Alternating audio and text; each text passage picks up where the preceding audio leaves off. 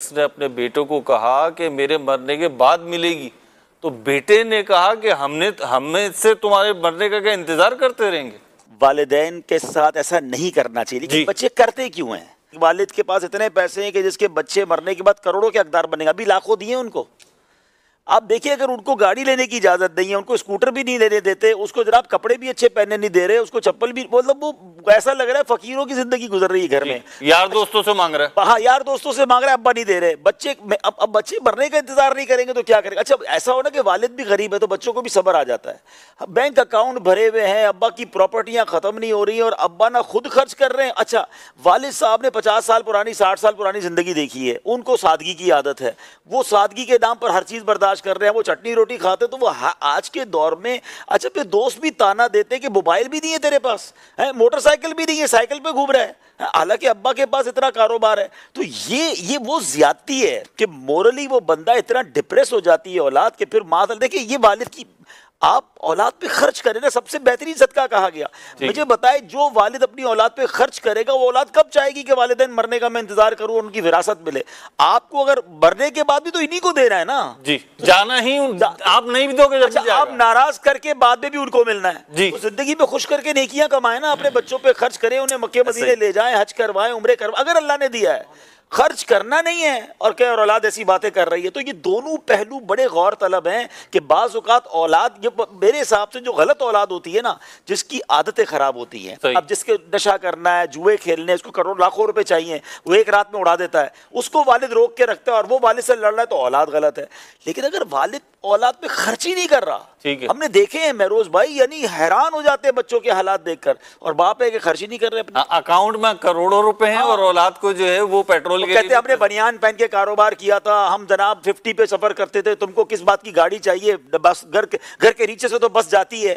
ارے ابا جی بھائی ابھی زمان اگر آپ کے پاس نہیں ہوتا تو ہم صبر کرتے نا، تو یہ بھی تو نہیں ہونا چاہیے۔ والد صاحب ہمیشہ اپنی پرانی باتیں ہی کرتے رہیں گے، بیٹا ہمارے زمانے میں یہ ہوتا تھا، آپ کا زمانہ چلا گیا، اب دوسرا زمانہ، ابا تھوڑا اپ گریڈ بھی ہو جاؤ، اپنے کو سافٹ ویئر بھی اپ گریڈ کرو۔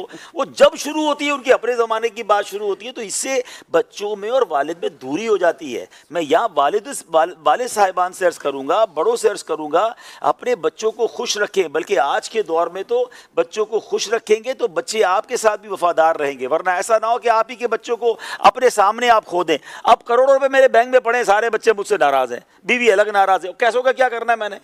انہی کے لیے تو کمایا تھا نا، تو خرچ بھی تو کریں ان پر۔ بعض والدین تو زیادتی کی یہ ادعا ہے کہ اس کی شادی ہو گئی ہے مگر وہ اپنی بیوی پر بھی ماں باپ سے پوچھے بغیر 1 روپیہ خرچ نہیں کر سکتا، وہ جیب میں چھپا کے مٹھائی لا رہا ہے۔ یا اللہ بھائی اب بیوی لایا تو مٹھائی تو کھلائے گا نا اس کو، وہ ماں کہہ رہی مٹھائی کیوں لے کر آ گیا اس کے لیے؟ تمہارے ابا تو کبھی نہیں لاتے تھے ہمارے لیے۔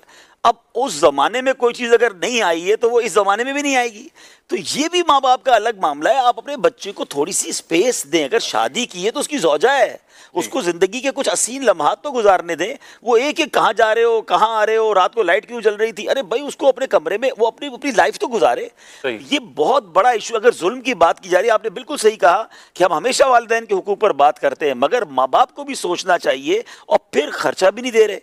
اب شادی کر کے کہاں، اچھا کیونکہ بعض اوقات بزنس سانجھا ہوتا ہے، اچھا نوکری کر کے آئے گا نا بیٹا تو چلو اپنی تنخواہ میں سے نکال کے بیوی کو دے دے گا۔ اب جب سارا بزنس ہی ایک ہی ہے اور ابا سے ہی پیسے لینے ہیں، تو اس کو شادی کے بعد بھی آپ نے مانگنے والا رکھا ہے، کوئی فکس اماؤنٹ تو کر دیں کہ بھائی مہینے کو بیٹا تیرے اتنے دوں گا۔ اچھا وہ اپنے زمانے والی اماؤنٹ فکس نہ کریں کہ جب وہ ان کو ملتی تھی، آج کے زمانے کے حساب سے خوشحال زندگی اپنی حیثیت کے مطابق کوئی اماؤنٹ فکس کرے، تھوڑے پیسے وہ بچا بھی سکے، تھوڑے پیسے اپنی زوجہ کو بھی دے کے۔ اچھا شوہر تو شوہر، جو بیوی ہے نا اس کو بھی محتاج رکھا ہے کہ وہ 1 روپیہ اپنی ساس سے مانگے گی، اپنے سسر سے مانگے گی۔ یہ بھی میرے گھرانوں کی باتیں سنی ہیں۔ ہاں وہ شاپنگ کرا دیں گے، وہ آپ ان سے بات کریں، وہ شوہر کو کہتی ہے مجھے کپڑے چاہیے، کہ نہیں میری امی سے بات کرو، میرے ابو سے بات کرو۔ یار آپ زوجہ آپ کی ہے، لیکن یہ ایسا اتنا گھٹن والا ماحول جب گھر میں ہوگا تو کیسے بچے اچھے ماحول کے ساتھ رہیں گے اور پیار بڑھے گا؟ کہ بے شک ہم والدین سے بات تو کر رہے ہیں کہ وہ اچھا سلوک کریں، پیار دیں، اسپیس دیں، لیکن اولاد کے لیے عرض یہی ہے اور شریعت بھی یہی کہتی ہے کہ اگرچہ والدین ظلم کریں، ہم نے ان کے ساتھ اس نے سلوکی کرنا ہے، ہم نے ان کا ادب بھی کرنا ہے۔ کوئی یہ نہ سمجھے کہ جناب آج یہ باتیں ہوئی ہیں تو ہم لڑائی شروع کر دیں، آستینیں چڑھا لیں۔ ماں باپ کا ہم نے ہر حال میں ادب کرنا ہے۔